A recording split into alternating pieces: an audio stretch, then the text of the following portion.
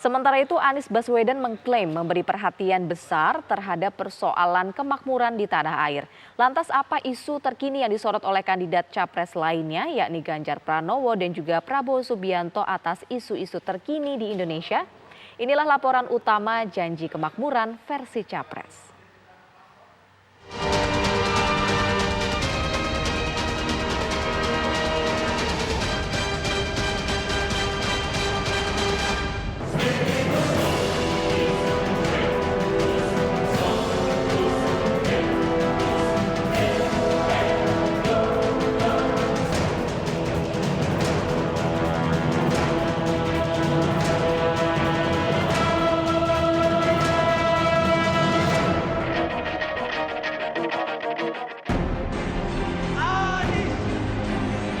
Kandidat calon presiden dari Koalisi Perubahan untuk Persatuan, Anies Baswedan, menggelar pidato politik dengan tema meluruskan jalan, menghadirkan keadilan di Stadion Tenis Indoor Senayan.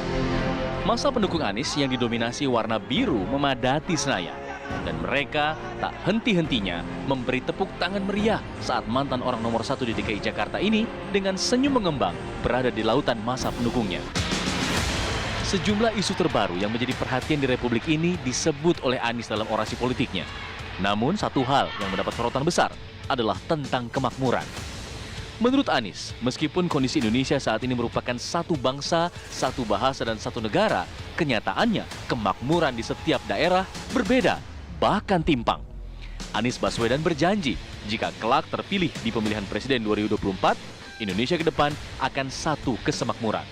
Hal itu didorong dengan pertumbuhan ekonomi yang berkualitas dan bisa dirasakan oleh seluruh rakyat Indonesia. Anies akan melaksanakan janji kemerdekaan dengan menghadirkan keadilan bagi seluruh rakyat. Menurutnya, satu kemakmuran berarti tak ada lagi ketimpangan seperti yang selama ini terlihat, yakni hanya makmur di satu kota atau pulau, tapi rendah di kota atau pulau lainnya. Kita harus menengok ke depan. Kenyataannya hari ini, ya wilayah kita satu, ya bahasa kita satu, ya negara kita satu. Tetapi kemakmurannya masih berbeda-beda. Betul? Karena itu ke depan kita berbicara tentang melaksanakan janji kemerdekaan. Janji kemerdekaan ini ada kalimat terakhir dalam pembukaan Undang-Undang Dasar 45, yaitu menghadirkan keadilan sosial bagi seluruh rakyat Indonesia. Inilah yang kita akan arah ke depan. Satu perekonomian. Satu kesemakmuran. Bukan kemakmuran tinggi di satu kota dan rendah di wilayah lain. Bukan kemakmuran tinggi di satu pulau dan lemah di tempat lain. Kita ingin ketimpangan-ketimpangan seperti ini dibereskan untuk semuanya. Secara sederhana, pengertian negara makmur adalah suatu negara yang dapat memenuhi kebutuhan hidupnya, baik secara material, spiritual, dan jasmani. Tingkat kemakmuran suatu negara dapat diukur dari pendapatan per kapita, tingkat pengangguran, dan tingkat inflasi. Data yang dipublikasikan Badan Pusat Statistik menyebutkan pendapatan per kapita Indonesia tahun 2022 sebesar Rp71 juta per tahun atau Rp5,9 juta per bulan. Dalam pandangan Kepala Badan Kebijakan Fiskal Kementerian Keuangan Febrio Kacaribu, saat ini seharusnya Indonesia sudah masuk ke dalam kategori negara berpenghasilan menengah atas. Data BPS lainnya menyebutkan, pada Februari 2023, jumlah pengangguran di Indonesia mencapai 7,99 juta orang, berkurang 410.000 dibanding Februari 2022. Sedangkan tingkat inflasi year on year nasional pada April 2023 sebesar 4,33%. Pengamat menilai adalah hal yang wajar saat seorang kandidat capres yang mengerti persoalan ekonomi seperti Anies Baswedan lantang menyuarakan persoalan kemakmuran dan keadilan masyarakat. Bahkan hal ini bisa dibilang sebagai jualan utama Anies di masa Pilpres. Jadi pada saat ada calon presiden, Mas Ganjar, Mas Anies, kemudian Pak Prabowo, kalau memang dia mau kemudian mengambil hati masyarakat Indonesia, dia mesti menunjukkan bahwa dirinya tuh bisa berubah, bisa mengubah Indonesia menjadi hal yang lebih baik. Apa yang disampaikan Mas Anies kemarin adalah salah satu contoh kecil. Pada saat dia bicara tentang kemakmuran, satu kemakmuran, itu kan sebenarnya sudah dijelaskan tuh. bahwa dalam semua wilayah Indonesia harusnya kemakmuran yang terjadi sama. Jadi tidak hanya Jakarta yang lebih makmur dengan daerah lainnya, tapi nggak begitu.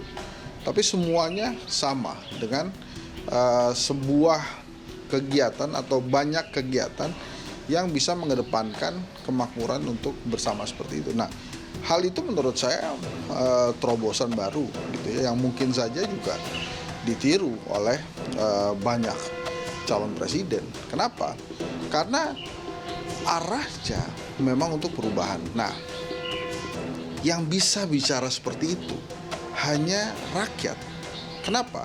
Karena hanya rakyat yang mengerti rakyat. Nah, di antara calon presiden itu kan yang saat ini jadi rakyat Anies Baswedan, para calon presiden. Supaya Anda lebih mengerti rakyat, maka mundur aja dari jabatannya dan bersosialisasi sebagai rakyat agar lebih dekat dengan rakyat dan mengerti persoalan rakyat. Jadi kalau kemudian Anies Baswedan mengungkapkan satu kemakmuran, artinya apa? Dia sudah mulai bisa merasakan apa yang diinginkan oleh rakyat gitu. Dan lagi pula kalau berasal dari rakyat, pada saat jadi penguasa biasanya tidak lagi takut menjadi rakyat. Jadi kalau waktunya turun ya turun, tidak melakukan manuver-manuver politik supaya dia tetap jadi penguasa. Nah, ini yang kita tunggu, identifikasi dan kemudian solusi ya yang didasarkan pada identifikasi permasalahan yang tepat, itu yang kita tunggu dari semua capres. Bukan hanya sekedar mengatakan bahwa mereka akan memberikan kesejahteraan, mewujudkan kesejahteraan. Tetapi janji tersebut tanpa dihadapkan atau disodorkan identifikasi masalah dan solusinya, saya kira masih sangat kurang ya. Kita butuh lebih dari itu. Berbagai kandidat capres mengangkat isu soal ketimpangan, keadilan sosial, kemakmuran. Itu ya sangat relevan dengan kondisi di Indonesia di mana masih ada 26 juta lebih masyarakat yang berada di bawah garis kemiskinan. Tapi diharapkan juga capres-capres ini memberikan sebuah gagasan bagaimana sebenarnya mengurangi misalnya angka ketimpangan.